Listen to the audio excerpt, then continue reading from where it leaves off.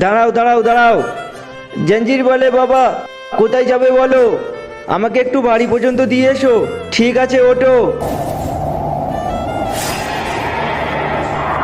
এই নাও টাকা।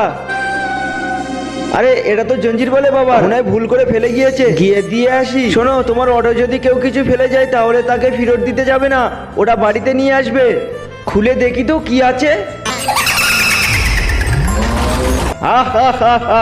তোর মা, তোর বোনের সবাই মেরে দেবো আমি কাউকে ছাড়বো না, সবাই মেরে দেবো। জঞ্জির বলে বাবা, ওর কি হয়েছে দেখো না।